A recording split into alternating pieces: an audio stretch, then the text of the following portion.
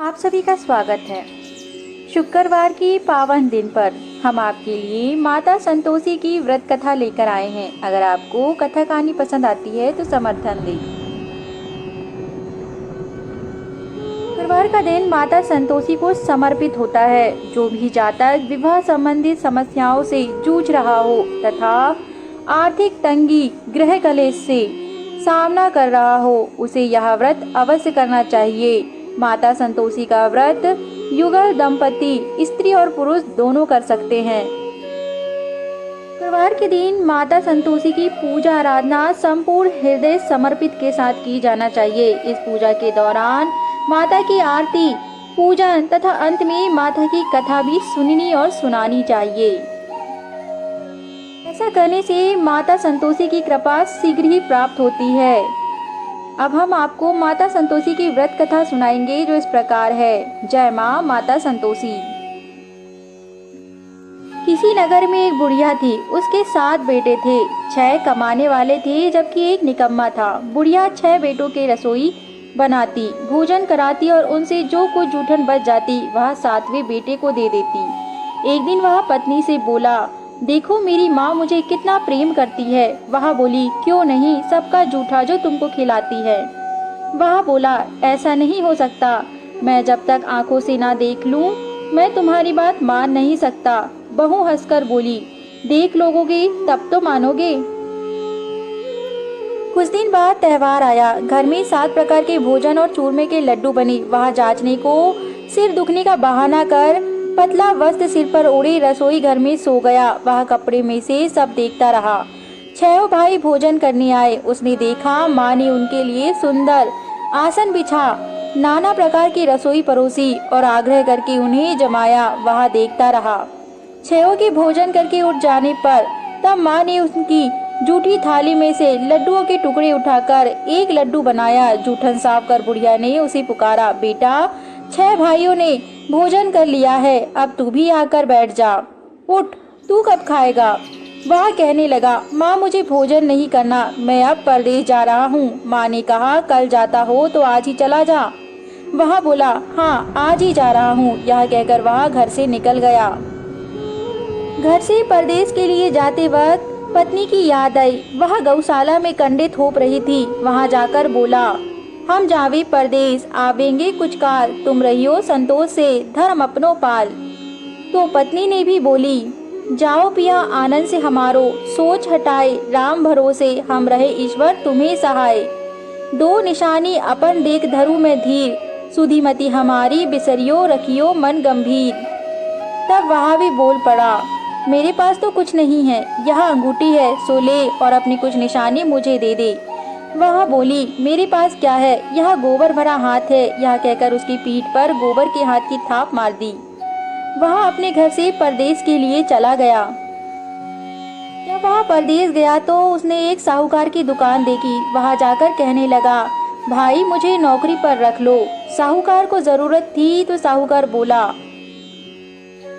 जा नौकरी कर ले। तब लड़के ने पूछा, तनख्वाह क्या दोगे? साहूकार ने कहा, काम देखकर दाम मिलेंगे। तब उसने साहूकार की नौकरी कर ली। वह सुबह 7 बजे से 10 बजे तक नौकरी बचाने लगा। कुछ दिनों में दुकान का सारा लेन देन, हिसाब किताब, ग्राहकों को माल बेचना, सारा काम उसने सीख लिया। साहूकार के 7-8 नौकर थे। वे सब चक्कर खाने लगे। यहाँ तो सेठ ने भी काम देखा और 3 महीने में ही उसे आधे मुनाफे का हिस्सेदार बना दिया। वह कुछ वर्ष में ही नामी सेठ बन गया और मालिक ने भी उस पर सारा कारोबार छोड़कर वे भी चिंता मुक्त हो गए। इधर उसकी पत्नी को सास ससुर दुख देने लगे। सारी गृहस्थी का काम करा के उसे लकड़ी लेने जंगल में भेजते। इस बीच घर के आटे से जो भूसी निकलती उसकी रोटी बनाकर रख दी जाती और फूटे नारियल की नरेली में पानी दिए जाता। एक दिन वह लकड़ी लेने जा रही थी। रास्ते में बहुत सी स्त्रियां संतोषी माता का व्रत करती हुई दिखाई दी। वह स्त्रियों को देखकर वह वहीं खड़ी हो गई तथा कथा सुनने लगी और पूछा, बहनों तुम किस देवी या देवता की पूजा करती हो और उसके करने से क्या फल मिलता है? यदि तुम इस व्रत का विधान मुझसे कहोगी तो मैं भी तुम्हारे साथ यह व्रत कर पाऊंगी तथा तुम्हारा बड़ा एहसान मानूंगी। तब उनमें से एक स्त्री बोली, सुनो, यह संतोषी माता का व्रत है। इसके करने से निर्धनता दरिद्रता का नाश होता है और जो कुछ मन में मनोकामना हो सब संतोषी माता की कृपा से पूरी हो जाती है। तब उसने उसे व्रत की विधि बताई तथा व्रत की विधि स्वयं ही वह स्त्री ने पूछी। तब उसमें से ही वह भक्तिहीन स्त्री बोली, 1.25 आने का गुड़ चना लेना, इच्छा हो तो 5.25 आने का लेना या 1.25 रुपए का भी सहूलियत के अनुसार लेना। बिना परेशानी और श्रद्धा व प्रेम से जितना भी बन पड़े 1.25 लेना। प्रत्येक शुक्रवार को निराहार रहकर कथा सुनना। इसके बीच क्रम टूटे नहीं, लगातार नियम पालन करना। सुनने वाला कोई ना मिले तो घी का दीपक जलाकर उसके आगे या जल के पात्र को सामने रखकर कथा कहना। जब कार्य सिद्ध ना हो नियम का पालन करना। कार्य सिद्ध हो जाने पर व्रत का उद्यापन करना। माता संतोषी बेहद ही दयालु और कृपालु है। 3 मास में ही वह फल पूरा कर देती हैं। यदि किसी के ग्रह खोटे भी हों तो भी माता वर्ष भर में कार्य सिद्धि करती हैं। फल सिद्ध होने पर उद्यापन कराना चाहिए, बीच में नहीं।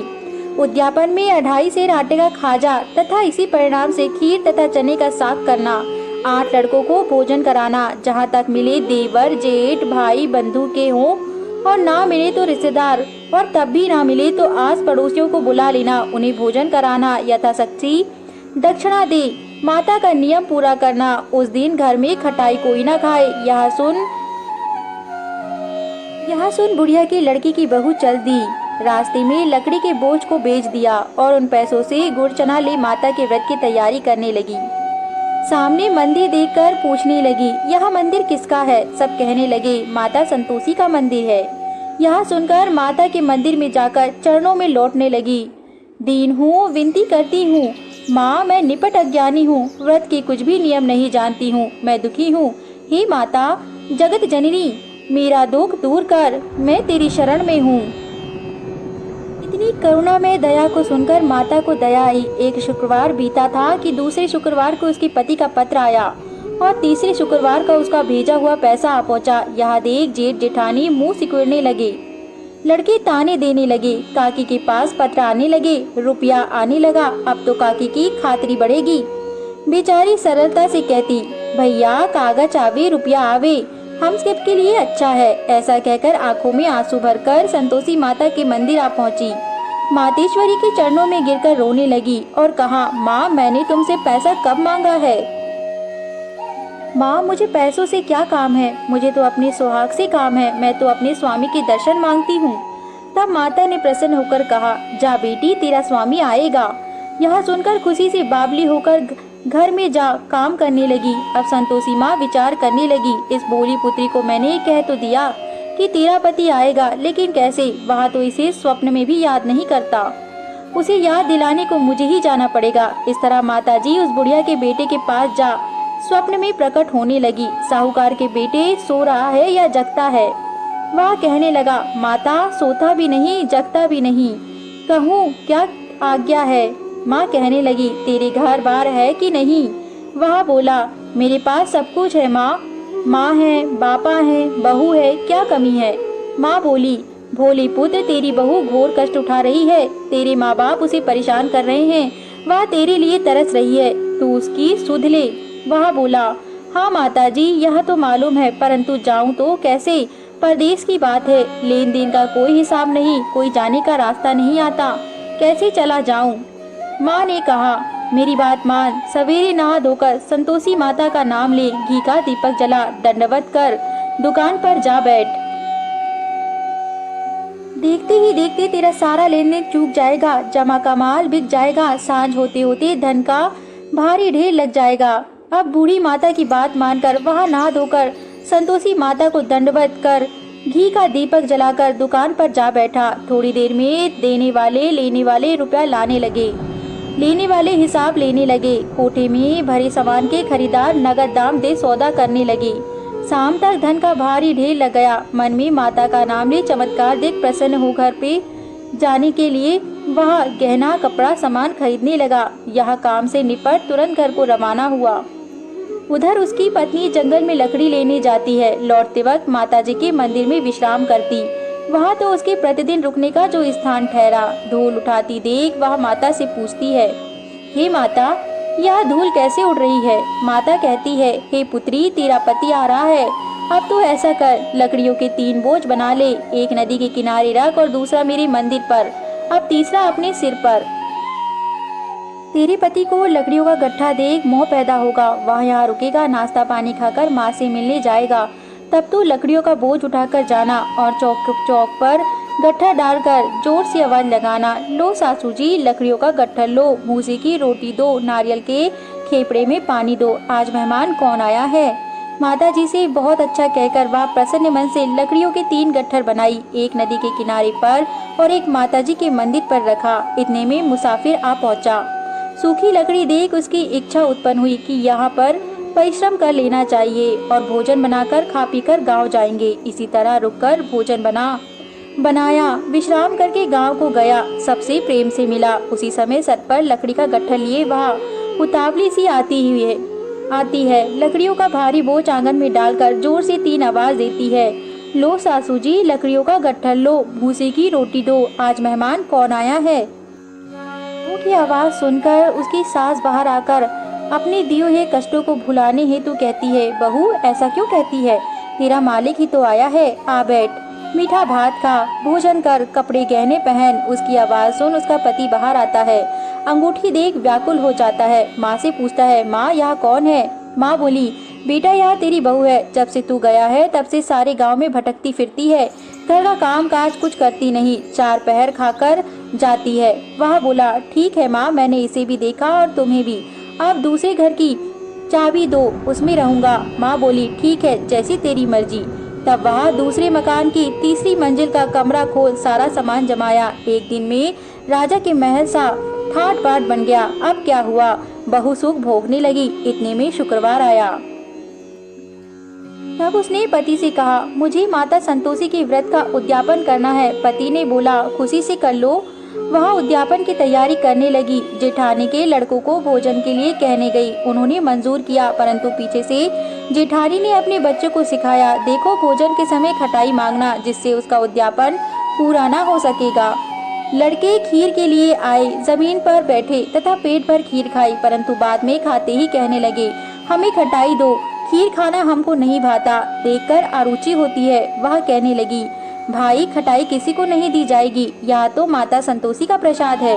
लड़के उठ खड़े हुए, बोले, पैसा लाओ। भोली बहू कुछ जानती नहीं थी, उसे पैसे दे दिए। लड़के उसी समय हट करके इमली खटाई ले खाने लगे। यह देखकर बहू पर माता जी ने कोप किया। राजा के दूत उसके पति को पकड़ कर ले गए। जेठ जेठानी मनमाने वचन कहने लगे, लूट टूट कर धन इकट्ठा कर लिया है, अब मालूम पड़ जाएगा जब जेल की मार खाएगा। बहू से यह सब सहन नहीं हुआ तो तब वह माता संतोषी से माफी मांगने लगी। रोती हुई माता जी के मंदिर में गई, कहने लगी, हे माता, तुमने यह क्या किया। अब तो तुम भक्तों की हंसी उड़ाने लगी हो तथा उन्हें रुलाने लगी हो। माता बोली, बेटी तूने उद्यापन करके मेरा व्रत भंग किया है। वह कहने लगी, माता मैंने कुछ अपराध नहीं किया, मैंने तो भूल से लड़कों को पैसे दे दिए थे, मुझे क्षमा करो माँ, मैं फिर तुम्हारा उद्यापन करूंगी। माँ बोली, अब भूल मत करना। वह कहती है, अब भूल नहीं होगी, अब बतलाओ वे कैसे आवेंगे। माता बोली, जा पुत्री, तेरा पति तुझे रास्ते में आता मिलेगा। वहाँ निकली, राह पर पति आता मिला। वह पूछने लगी, कहाँ गए थे जी। वह कहने लगा, इतना धन जो कमाया है उसका टैक्स राजा ने मांगा था, अब वह भरने गया था। वह प्रसन्न हो बोली, भला हुआ, अब घर को चलो। कुछ दिन बाद फिर शुक्रवार आया। फिर से उसने अपने पति से माता का उद्यापन की बात कही। पति ने कहा, करो। फिर बहू ने जेठ के लड़कों को भोजन के लिए वह कहने गई। तब जेठानी ने 1-2 बातें सुनाई और सब लड़कों को सिखाने लगी, तुम सब लोग पहले से ही खटाई मांगना। लड़के भोजन से पहले कहने लगे, हमें खीर नहीं खानी, हमारा जी बिगड़ता है, कुछ खटाई खाने को हो तो दो। वह बोली, खटाई किसी को नहीं मिलेगी, आना हो तो आओ। वह ब्राह्मण के लड़के को भोजन कराने लगी। यथाशक्ति दक्षिणा की जगह 1-1 फल उन्हें दिया। माता संतोषी प्रसन्न हुई। माता की कृपा होते ही 9वें मास में उसके चंद्रमा के समान सुंदर पुत्र रत्न प्राप्त हुआ। पुत्र को पाकर प्रतिदिन माता जी के मंदिर को जाने लगी। माँ ने सोचा, यह रोज आती है, आज क्यों ना इसके लिए मैं ही इसके घर चलूं। यह विचार कर माता ने भयंकर रूप बनाया। गुड़ चनी से सना मुख ऊपर सूंड के समान होठ, उस पर मक्खियाँ भिन भिन कर रही थी। दहली पर पैर रखते ही उसकी सास चिल्लाई, देखो रे, कोई चुड़ैल डाकनी चली आ रही है। लड़कों ने इसे भगाया, नहीं तो किसी को खा जाएगी। लड़के भगाने लगे, चिल्लाकर खिड़की बंद करने लगे। बहू रोशनदान में से देख रही थी। प्रसन्नता से पगली बन चिल्लाने लगी, आज मेरी माताजी मेरे घर आई है। वह बच्चे को दूध पिलाने से हटाती है, इतने में सास का क्रोध फूट पड़ता है। वह बोली, क्या उतावली हुई है, बच्चे को पटक दिया। इतने में माँ का प्रताप से लड़के ही लड़के चारों दिशाओं में दिखाई देने लगे। वह बोली, माँ, मैं जिसका व्रत करती हूँ यह वही माता संतोषी है। सास नहीं मानी, परंतु सास जिस ओर देखती उस तरफ लड़के ही लड़के नजर आते। तब सबको समझ में आया कि यह तो माता संतोषी है। सबने माता जी के चरण पकड़ लिए और विनती कर कहने लगे, हे माता, हम मूर्ख हैं, अज्ञानी हैं, तुम्हारे व्रत की विधि हम नहीं जानते। व्रत भंग कर हमने बड़ा अपराध किया है। हे जगमाता, आप हमारा अपराध क्षमा करो। इस प्रकार माता प्रसन्न हुई। बहू को प्रसन्न हो, जैसा फल दिया है वैसा ही सबको देना। ऐसे ही सरल वाक्य को सभी ने ससम्मान माता से कहा। माता का क्रोध शांत हो गया। माता प्रसन्न हो गई तथा उन्हें दर्शन देने के बाद अंतर्ध्यान हो गई। ये माता संतोषी, आपकी महिमा अपरंपार है। आप बेहद ही कृपालु और दयालु हैं। जिस प्रकार आपने बहू के घर को संवारा, जिस प्रकार आपने उन पर सदैव कृपा बनी रखी, वैसे ही कथा पढ़ने वाले, कथा सुनने वालों पर भी अपनी कृपा बनाए रखना। जय माता संतोषी। हमारे द्वारा प्रस्तुत की गई कथा कहानी अगर आपको पसंद आती है तो हमारे YouTube चैनल को जरूर सब्सक्राइब करें, ताकि हम ऐसे ही उच्च कोटि की कथाएं लाते रहें। धन्यवाद।